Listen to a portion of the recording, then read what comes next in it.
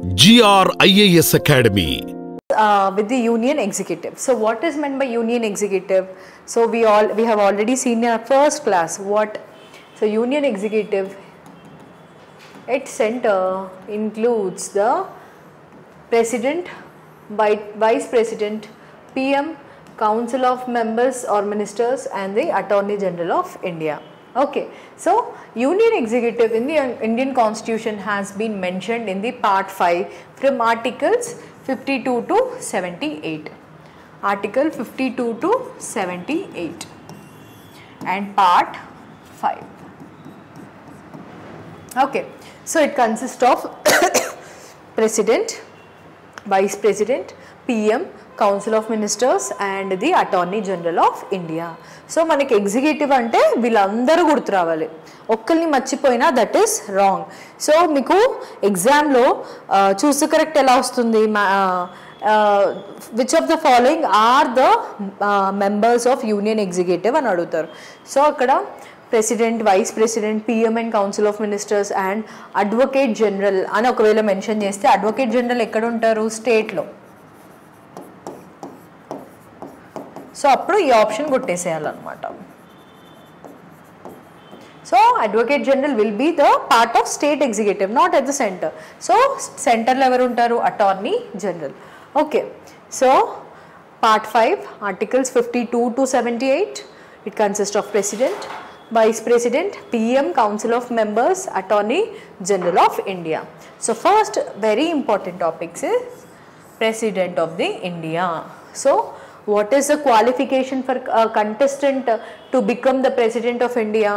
35 years of age, citizen of Bharat or the India, qualified to be the member of Lok Sabha. So Lok Sabha qualifications ఏముంటాయో అవన్నీ కూడా possess చేసి ఉండాలి.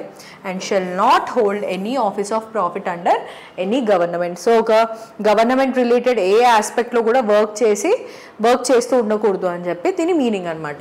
35 years of age, citizen of India, qualified to be a member of Lok Sabha and should not hold any office of profit under any government. Okay, so these are the qualifications for a person to become the president of India. Next, election of the president.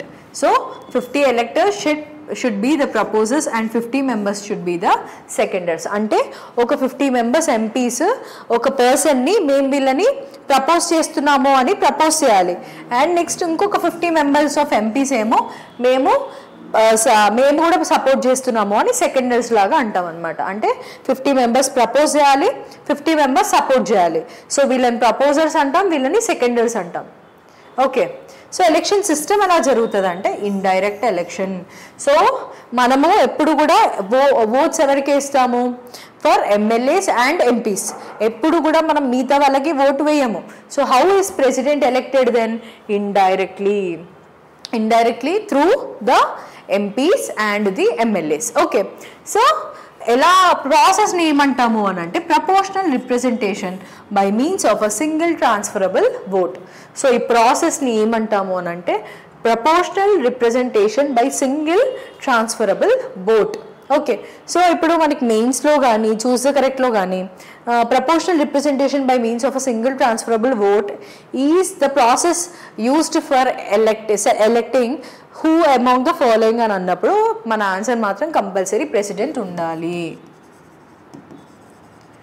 Okay, next impeachment process. So president can be impeached. Impeached అంటే removing from the office due to his inability to do the functioning of the post of the president. So ప్రెసిడెంట్గా ఎప్పుడైతే తను సరిగ్గా చేయలేడో he can be removed through the process called impeachment. So what is impeachment? It is a quasi judicial procedure in parliament. Quasi judicial procedure in parliament. So ఇందాక నేను మీ quasi judicial అంటే చెప్పాను. సెమీ జ్యుడిషియల్ పవర్స్ని quasi judicial powers అంటాం. అంటే we can summon anyone, we can inquire into anyone. So అలాంటివి చేస్తే quasi judicial procedure in parliament అంటాం. Next ground. ఏ గ్రౌండ్ మీద ఇంపీచ్ చేస్తాం అంటే దేనికోసం ఇంపీచ్మెంట్ చేస్తున్నాము అంటే కాన్స్టిట్యూషనల్ వయలేషన్ సో ఈ కాన్స్టిట్యూషన్ వయలేషన్ అంటే డిఫైన్ చేయలేదు, బట్ కాన్స్టిట్యూషన్ వయలేషన్ అని మాత్రం మెన్షన్ చేసింది అనమాట. సో ఈ కాన్స్టిట్యూషన్ వయలేషన్ చేసినప్పుడు 2/3 మెజారిటీతో పార్లమెంట్లో total strength of the house ఇండిపెండెంట్గా లోక్సభ రాజ్యసభలో 2/3 మెజారిటీ తోటి ఓటు వేసి తను కాన్స్టిట్యూషన్ని వయలేట్ చేశారు అని చెప్పి ఓట్ వేస్తే మాత్రమే ఇంపీచ్మెంట్ ప్రాసెస్ అనేది కంప్లీట్ అవుతుంది. ఓకే, ఇండివిజువల్గా కంబైన్డ్ స్ట్రెంగ్త్ కాదు. లోక్సభలో 2/3 మెజారిటీ రావాలి, రాజ్యసభలో 2/3 మెజారిటీ రావాలి. ఓకే, సో ఏ గ్రౌండ్ మీద ఇంపీచ్మెంట్ చేస్తాము అని అంటే constitution violation. Okay, next nominated members are also participating in the impeachment procedure but MLAs do not participate. ఎందుకు ఇక్కడ రాజ్యసభ లోక్సభలోనే ఇండిపెండెంట్గా 2/3 మెజారిటీ గురించి మనం మెన్షన్ చేస్తున్నాం కానీ లెజిస్లేటివ్ అసెంబ్లీస్ గురించి మనం మాట్లాడట్లేదు. ఓకే, సో ఇంపీచ్మెంట్లో ఎవరికి రోల్ ఉంటుంది అని అంటే all the MPs of the Lok Sabha as well as the Rajya Sabha. But state ఎమ్మెల్యేస్కి దీనికి సంబంధం లేదు. బట్ గుర్తుపెట్టుకోవాల్సింది ఏంటి అంటే ఎలక్షన్స్ అప్పుడు ఎమ్మెల్యేస్ కూడా ఓటేస్తారు.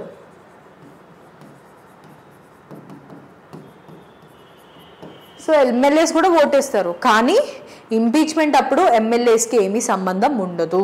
Okay, so you have to remember that one related to impeachment. So oath ఏంటి?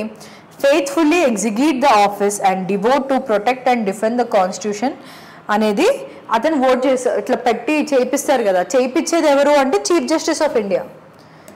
Okay, so faithfully execute the office, devote to protect and defend constitution. So కాన్స్టిట్యూషన్ని ప్రొటెక్ట్ చేస్తూ డిఫెండ్ చేస్తాను అని చెప్పి ఓత్ వేస్తారు. చేయించేది ఎవరు అంటే chief justice of India. Next president actions prior to impeachment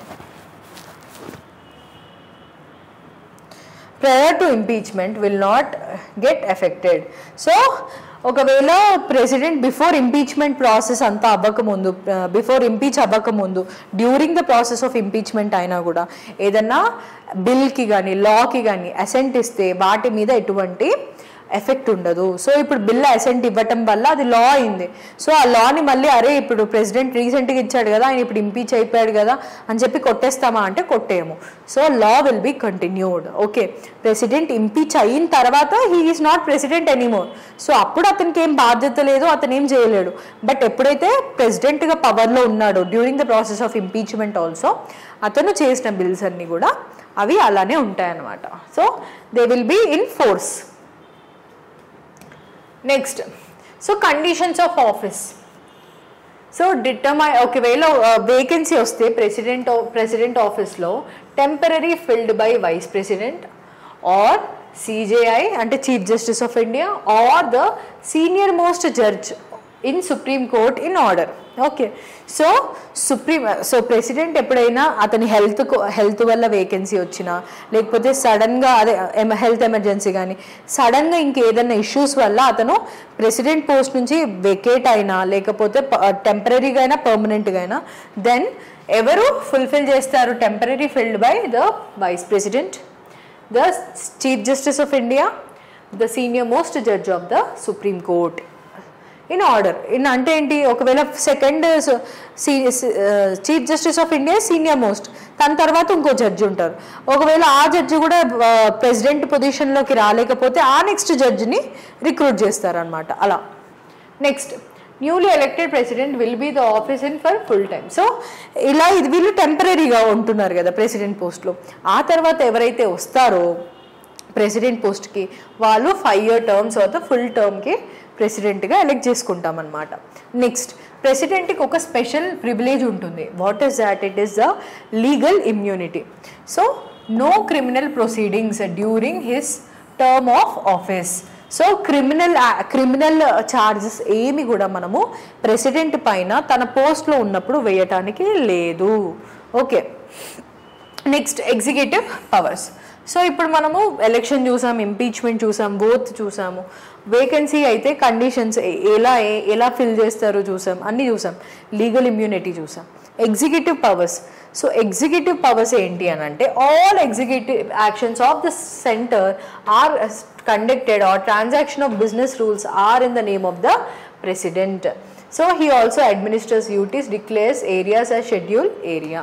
so ఏదైనా ఎగ్జిక్యూటివ్ యాక్షన్ గవర్నమెంట్ది they will be taken by the name of the president. ఏ ఎగ్జిక్యూటివ్ ఆర్డర్ అనుకోండి, ఇప్పుడు సెంట్రల్ గవర్నమెంట్ ఏదైనా ఒక ఆర్డర్ ఇస్తుంది, గవర్నమెంట్ జియో ఇస్తుంది, ఆ పేరు ఎవరిది ఉంటుంది? ప్రైమ్ మినిస్టర్ది ఉండదు, కౌన్సిల్ ఆఫ్ మినిస్టర్స్ ఉండదు, but it will be the name of the president. President పేరు మీద మాత్రమే అన్ని executive actions or executive orders, instructions, notices ఏవైనా కూడా ప్రెసిడెంట్ పేరు మీదే సెంట్రల్ గవర్నమెంట్ ఇస్తుంది అనమాట. Next, makes all important appointments like the prime minister, next CAG, UPSC, finance commission members, SC, ST, OBC commission members, etcetera. So this is attorney general of India, interstate council, chief justice of India, judges of supreme court. So అన్ని important appointments like మళ్ళీ చెప్తున్నా చూడండి, prime minister, attorney general of India, CAG, controller and auditor general is CAG, UPSC, union public service commission, finance commission, national SC commission, national ST commission, national OBC commission, interstate council, chief justice of India, judges of supreme court, etcetera. అన్ని important appointments అన్నీ కూడా by the president in the name of the president. Okay, next the legislative powers. Next, so legislative powers ఏంటి మనకు తెలుసు, ఏ bill అయినా లోక్సభలో రాజ్యసభలో pass అయ్యాక ప్రెసిడెంట్ అసెంట్ ఇస్తేనే bill will become the law. So president assent తోటే bill will become law. So he is integral part of the parliament. So parliament అంటే ఏంటి? The Lok Sabha, Rajya Sabha and president. So he is integral part of the parliament, gives assents to bills. Next, summons joint sitting. So ordinary bills ఉంటాయి కదా, ordinary bills విషయంలో ఎప్పుడైతే లోక్సభలో pass అయ్యి రాజ్యసభలో pass అవ్వకపోతే, లేకపోతే రాజ్యసభలో పాస్ అయ్యి లోక్సభలో పాస్ అవ్వకపోతే ప్రెసిడెంట్కి ఒక పవర్ ఉంటుంది. ఏంటి అంటే, సరే ఒక హౌస్లో పాస్ అవుతుంది, ఇంకొక దగ్గర అవ్వట్లేదు కాబట్టి రెండు హౌసెస్ని ఒకటేసారి జాయింట్ సిట్టింగ్ చేద్దాము.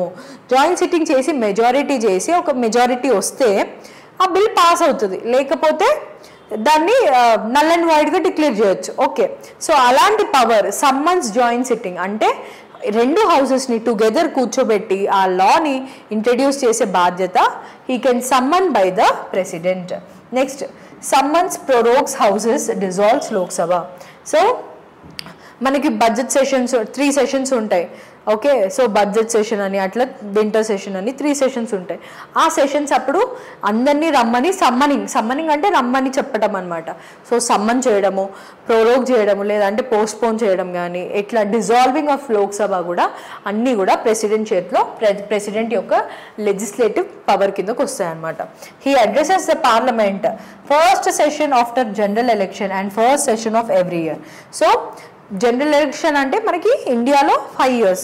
సో ప్రతి 5 yearsకి ఒకసారి కొత్త లోక్సభ ఫామ్ అయిన తర్వాత, మనకి ఇప్పుడు 18th లోక్సభ. సో అలా 18th లోక్సభ ఫామ్ అయిన తర్వాత ఫస్ట్ డే ప్రెసిడెంట్ స్పీచ్ తోటే మనము స్టార్ట్ చేస్తామన్నమాట హౌస్ డిస్కషన్ సెషన్స్ అన్నీ కూడా. Next, first session every year. So Lok Sabha యొక్క ఫస్ట్ సెషనే కాకుండా ప్రతి ఇయర్ జరిగే ఫస్ట్ సెషన్ కూడా ప్రెసిడెంట్ మాట్లాడతాడనమాట. ప్రెసిడెంట్ స్పీచ్ ఉంటుంది. It is very important in fact. So appoints pro tem speaker, calls for election of speaker, deputy speaker and deputy chairman of Rajya Sabha. So since మనకి Lok Sabha form అవ్వగానే pro tem స్పీకర్ని పెడతారు. ఎందుకు? పర్మనెంట్గా ఒక స్పీకర్ 5 yearsకి స్పీకర్ని అపాయింట్ చేసే ముందు టెంపరీగా స్పీకర్ని ఎలెక్ట్ చేయడం, డెప్యూటీ స్పీకర్ని ఎలెక్ట్ చేయడము, హౌస్ ప్రొసీడింగ్స్ని చూసుకోవడానికి ప్రోటర్మ్ అంటే టెంపరీ అని.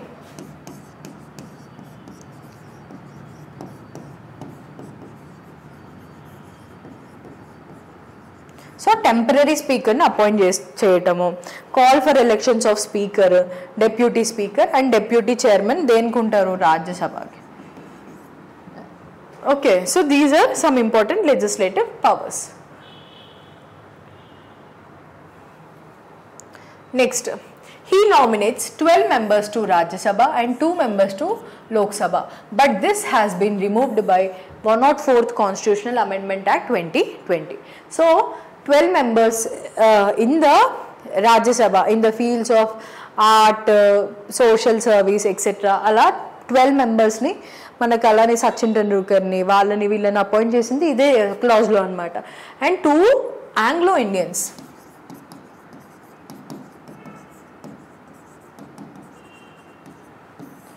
సో 2 ఆంగ్లో ఇండియన్స్ని కూడా అపాయింట్ చేసింది ప్రెసిడెంట్ అపాయింట్ చేసేది. But 104th constitutional amendment act ద్వారా ఈ ప్రావిజన్ని తీసేశారు. ఓకే, సో ఇప్పుడు ఈ క్వశ్చన్ అడగొచ్చు మిమ్మల్ని, ఆంగ్లో ఇండియన్స్ ఇప్పటికి కూడా ప్రెసిడెంట్ ద్వారా లోక్సభకి నామినేట్ అవుతున్నారా అంటే answer is no. Okay, next will come to next one. So next is decides on disqualification of MPs under Article 102 and Representation of People's Act in consultation with Election Commission.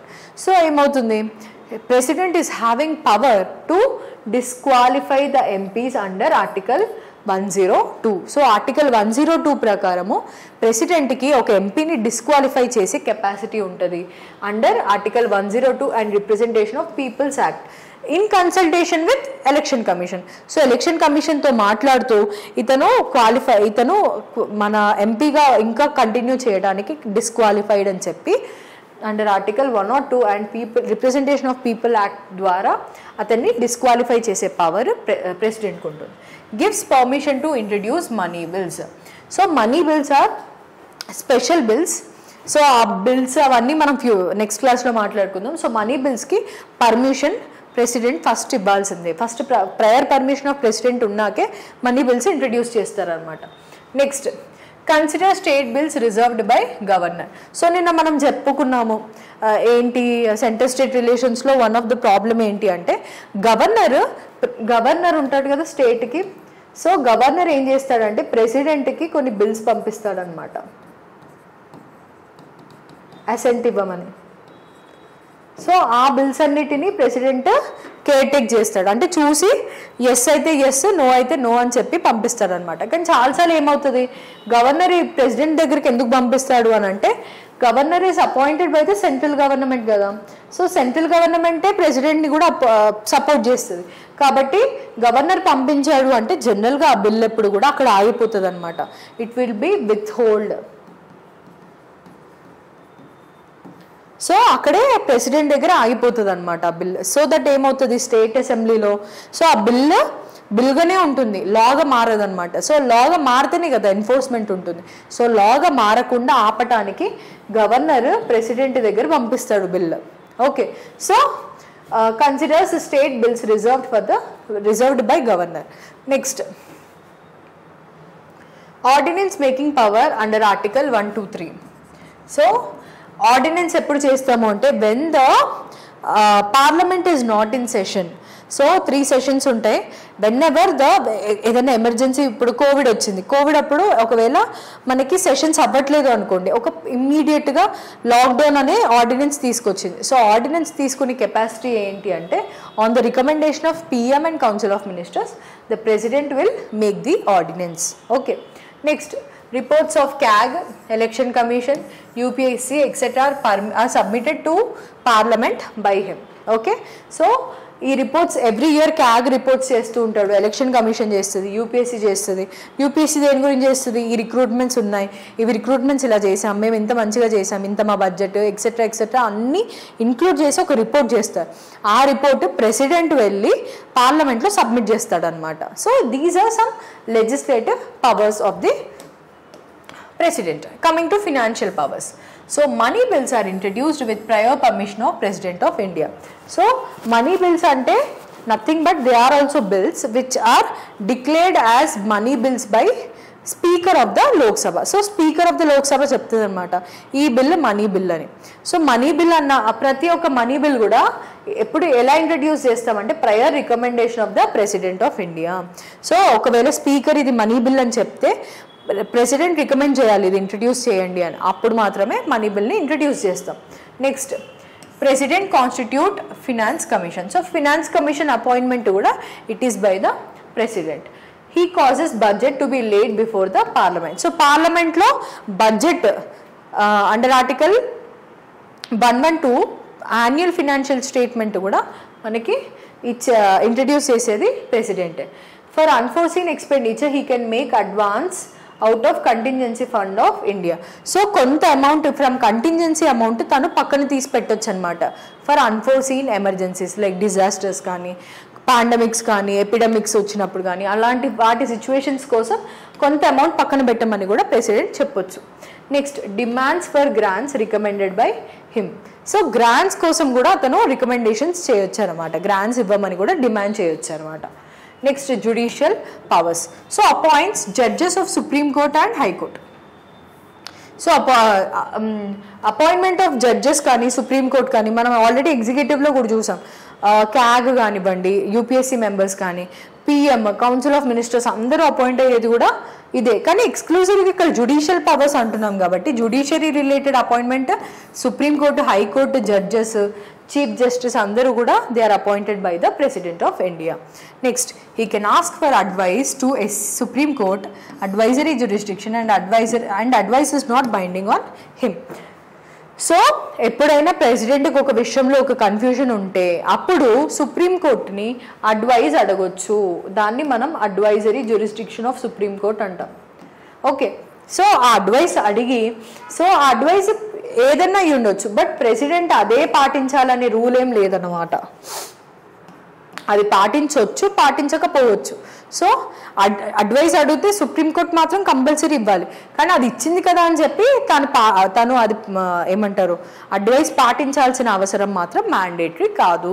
So these are related to the judicial powers. And there is one important thing called pardoning powers under article 72 and గవర్నర్కి pardoning powers under article 161 for governor. So pardoning ఏంటి అంటే, so pardon అంటే ఏంటి అంటే కంప్లీట్గా completely absorbs the conviction, అంటే ఆ శిక్ష నుంచి మొత్తం తొలగిస్తారనమాట శిక్షని.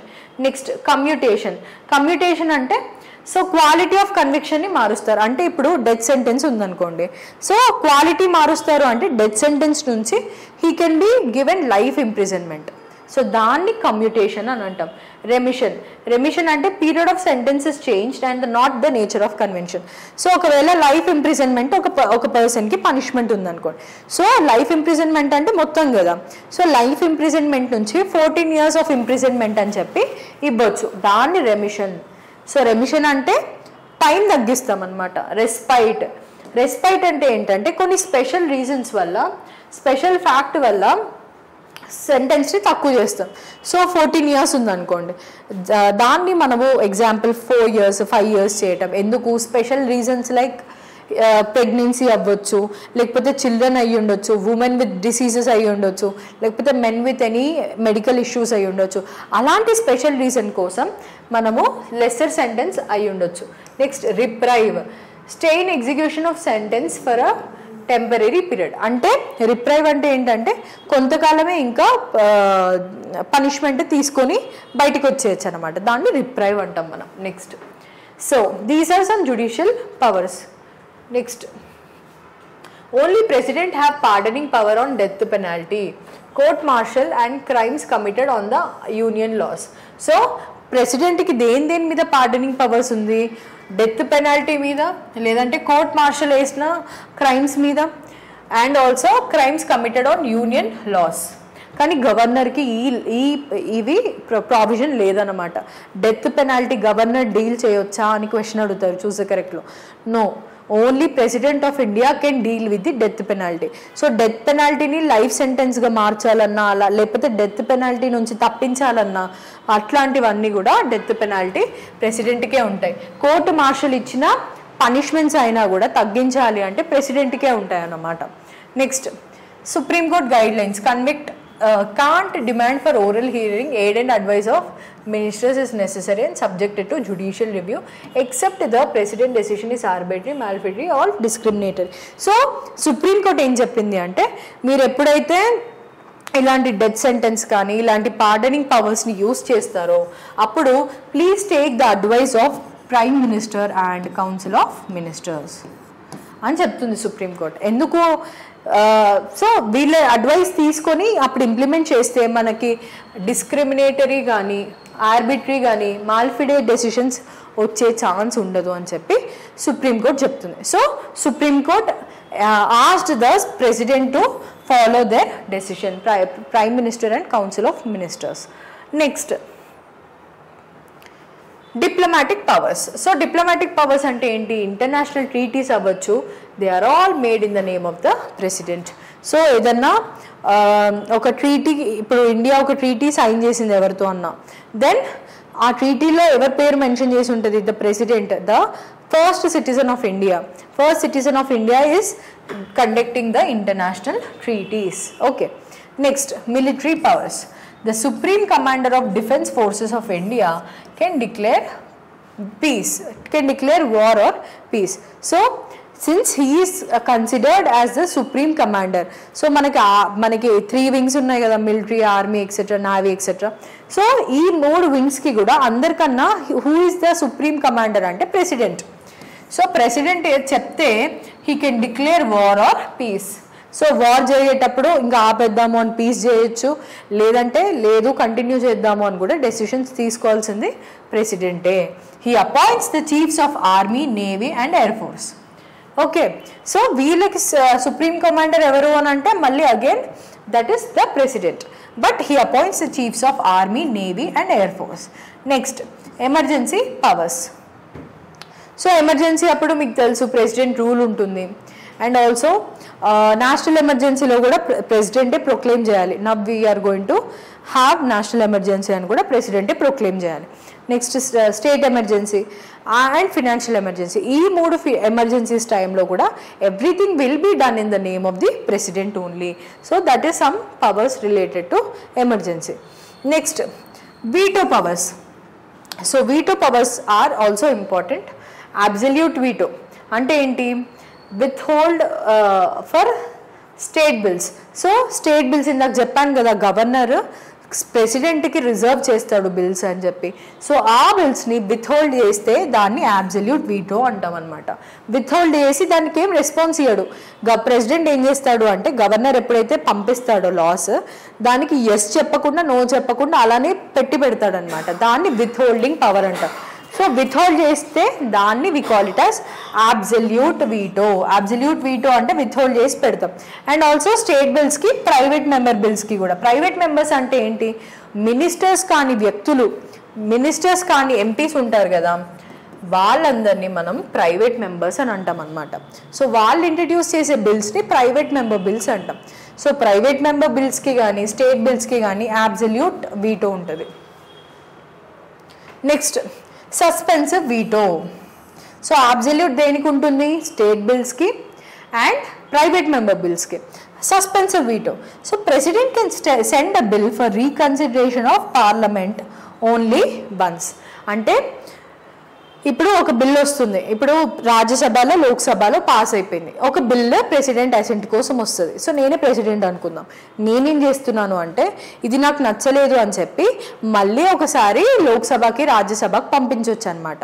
కానీ ఏంటి ఒకటేసారి సస్పెండ్ చేస్తాను అనమాట. నేను రెండోసారి మళ్ళీ పాస్ అయ్యి వచ్చిందంటే నేను కంపల్సరీ అసెంట్ ఇవ్వాల్సిందే.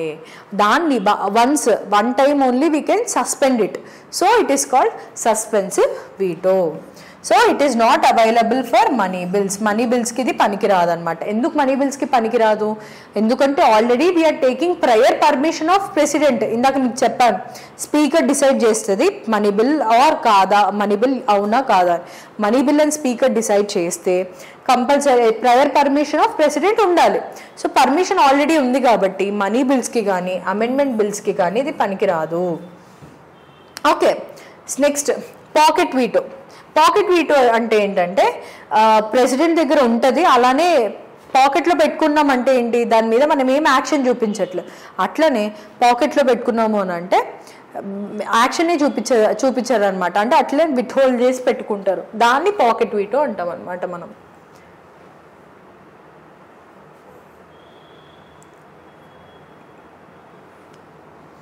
Next, so for money bill President can ratify or reject but cannot be returned. So money bill ఏదైతే స్పీకర్ మనీ బిల్ అని అనౌన్స్ చేసిన తర్వాత ప్రయర్ పర్మిషన్ ఆఫ్ ప్రెసిడెంట్ తోటే ఇంట్రడ్యూస్ అవుతుంది. సో అలా ఇంట్రడ్యూస్ అయిన money bill he can either ratify are reject, కానీ return చేయలేరు. అది ఆయన అసెంట్ ఇవ్వచ్చు ఇవ్వకపోవచ్చు, కానీ రిటర్న్ మాత్రం చేయలేరు అనమాట. ఇందాక సస్పెన్సివ్ వీటోలో రిటర్న్ చేశాడు కదా వన్స్, అలా రిటర్న్ చేయలేరు. Next, can be promulgated only when both the houses or when one of the houses are not in session. So దాన్ని ఎప్పుడు పెట్టుకొని ఉంచవచ్చు, దాన్ని అతని దగ్గర ఎప్పుడు పెట్టుకోవచ్చు అంటే when one of the house is not in sessions or both the houses are not in session.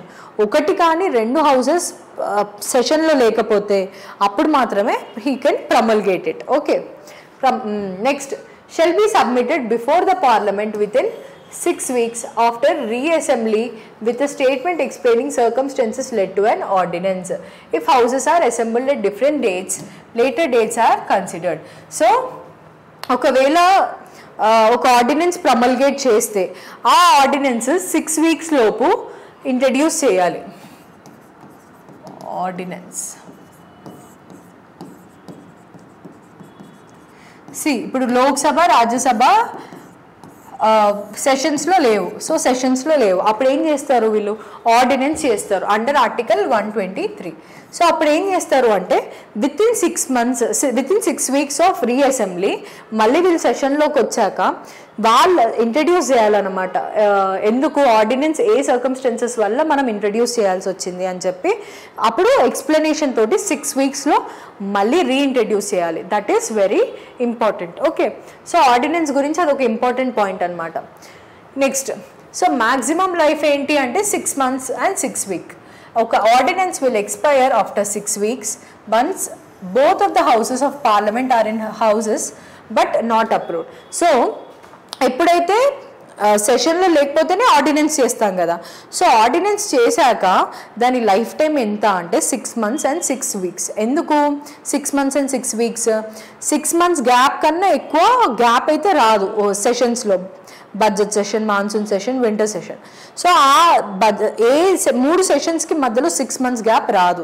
Maximum gap 6 months కాబట్టి 6 months. సో వాళ్ళు అసెంబ్లీ అయిన తర్వాత వితిన్ 6 weeks మనం ఇంట్రడ్యూస్ చేయాలి కదా ordinance. That is why maximum time వచ్చేసి 6 months and 6 weeks అనమాట. Next, so ఒకవేళ 6 months 6 weeks వరకు అప్రూవల్ అవ్వకపోతే ఆటోమేటిక్గా ఆర్డినెన్స్ క్యాన్సిల్ అయిపోతుంది. Next ordinance can't be issued to amend the Constitution. So కాన్స్టిట్యూషన్ని అమెండ్ చేయడానికి ఆర్డినెన్సెస్ ఇష్యూ చేయడానికి వీలు లేదు.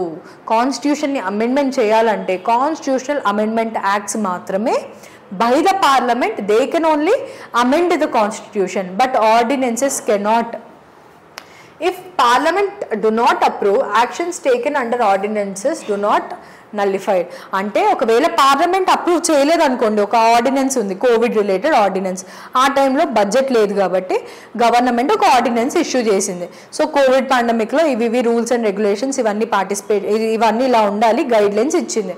సో ఒకవేళ పార్లమెంట్ 6 months తర్వాత సమ్మన్ అయిన తర్వాత లోక్సభ రాజ్యసభ వాటికి ఒప్పుకోలేదు అనుకో, ఇన్ని రోజులు చేసిన అన్ని నల్లిఫై అవ్వవు అని మనకి అర్థమవుతుంది అనమాట. సో ఆర్డినెన్స్ అంటే బేసికలీ మనం గుర్తుపెట్టుకోవాల్సింది ఏంటి, ఎప్పుడైతే లోక్సభ రాజ్యసభ సెషన్స్లో లేనప్పుడు ఏదన్నా ఒక గవర్నమెంట్ యాక్షన్ తీసుకోవాలి అంటే through ordinance president of India will provide the provisions and guidelines. So ఒక లా ప్లేస్లో ఒక ఆర్డినెన్స్ వస్తుంది అనమాట. So it is having the equal powers of law. So ఆ ఆర్డినెన్స్ ఎట్లా అంటే మ్యాక్సిమం లైఫ్ వచ్చి 6 months 6 weeks.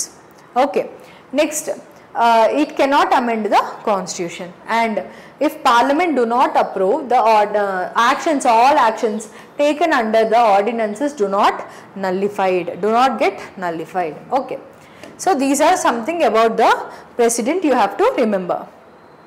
Next, vice president is very small topic. So today we'll complete the vice president topic and tomorrow we can continue the prime minister. Next, vice president.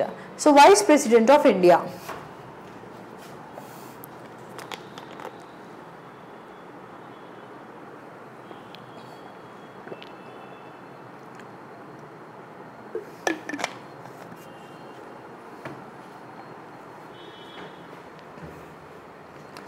So vice president of India is the ex officio chairman of Rajya Sabha. Ex officio ante by default being in the position of vice chairman, he is becoming the chairman of Rajya Sabha. Ante నువ్వు ఆ పోస్ట్లో ఉన్నావు కాబట్టి by default నీకు ఈ position దక్కుతుంది అని అర్థం అనమాట. Ex officio chairman. So receive salaries and emoluments as so అంటే ఏంటి, ఎక్స్ అఫీషియో చైర్మన్కి రావాల్సిన సాలరీస్, అలవెన్సెస్, ఎమాల్యుమెంట్స్ అన్నీ కూడా మనకి వైస్ ప్రెసిడెంట్కి ఇస్తారనమాట. ఓకే, సో క్వాలిఫికేషన్స్ ఏంటి, 35 years of age, 35 years of age, citizen of India and shall be eligible to become the member of Rajya Sabha. Whereas for president, he should become the member of Lok Sabha. అంటే eligibility to become Lok Sabha member, ఈయనకేమో Rajya Sabha member. ఎందుకు, he is the ex officio chairman of Rajya Sabha, that is why. And shall not hold any office of profit.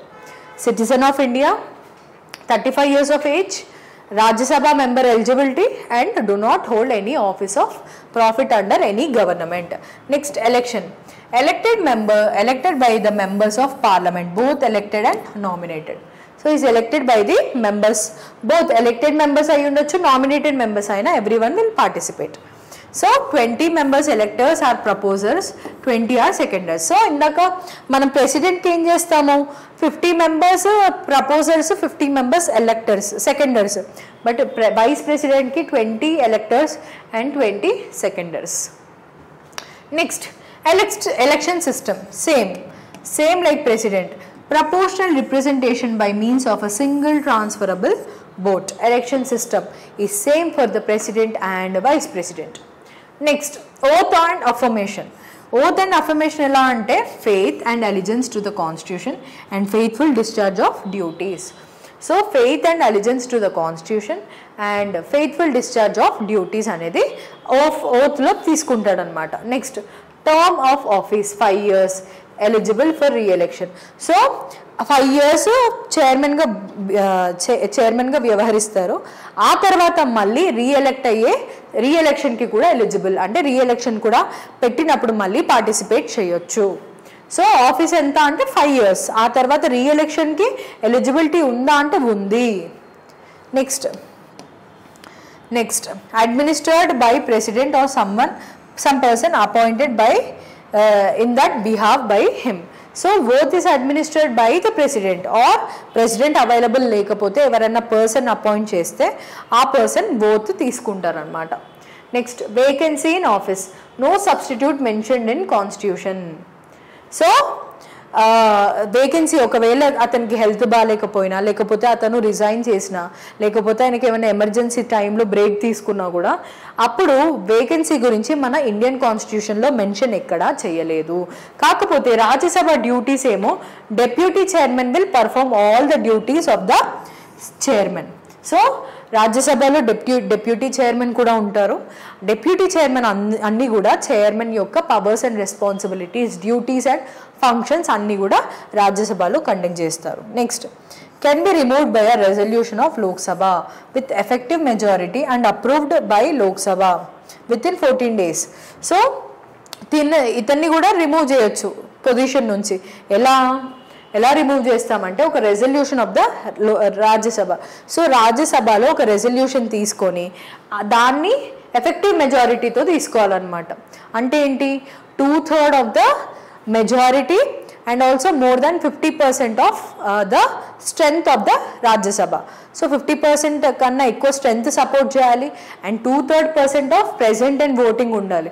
అది effective majority అంటాం. సో effective majority తోటి ఒక resolution తీసుకొని దాన్ని లోక్సభకు పంపించి 14 daysలో అప్రూవల్ నోటీస్ ఇచ్చి అప్రూవల్ వస్తే then we can remove the vice president. Next, election disputes. So election disputes ఏమన్నా ప్రాబ్లం వస్తే Supreme court decides on all election disputes of president and vice president.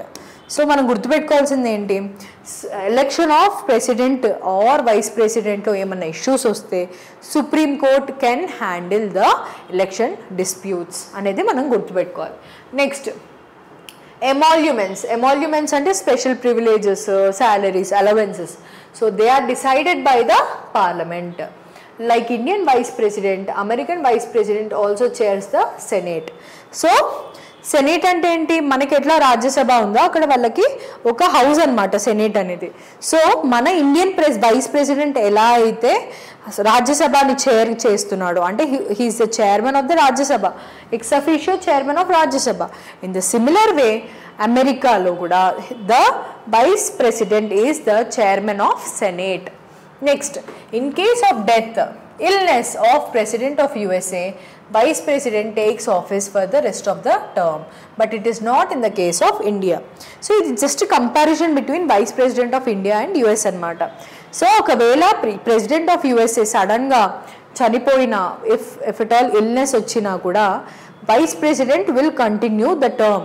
అంటే ఎగ్జాంపుల్ ఇప్పుడు 2 years అయ్యాక Trump చనిపోయారు అనుకోండి, అలా కాదు, ఇల్నెస్ వచ్చింది అనుకోండి ట్రంప్కి, next vice president will continue for 2 years. ఎందుకు, అక్కడ టర్మ్ 4 years కదా, సో 2 yearsని మళ్ళీ 2 years కంటిన్యూ చేస్తారనమాట వైస్ ప్రెసిడెంట్. సో అలా so scholars call him his superfluous highness. So generally ఏమంటారంటే అతని the post of vice president is superfluous highness అని చెప్పి పిలుస్తూ ఉంటారనమాట ద పొలిటికల్ స్కాలర్స్ అందరూ కూడా. సో వైస్ ప్రెసిడెంట్ అంటే he's the ex officio chairman of Rajya Sabha, receive salaries and emoluments, qualification వచ్చే వరకు 35 years, citizen of India, eligible to be the member of Rajya Sabha and shall not hold any office of profit. Next election చూసాము, oath and affirmations చూసాము. So ఎలక్షన్లో ప్రెసిడెంట్కి అయితే 50 proposals, 50 సెకండర్స్, but ఇక్కడేమో 20 proposals, 20 seconders. Next election system ఏంటి, proportion representation by a single transferable vote. Next oath and affirmation. So faith and allegiance to the Constitution and faithful discharge of duties అని చెప్పి oath తీసుకుంటాడు. Next term of offices 5 years, eligible for reelection. Next deputy chairman ఎప్పుడైతే వేకెన్సీలో ఉంటారో deputy chairman Rajya Sabha functions అన్నీ చేస్తాడు. So election disputes వచ్చినప్పుడు Supreme Court will take care of election disputes of president and vice president. Next emoluments అన్నీ కూడా Parliament decide చేస్తుంది.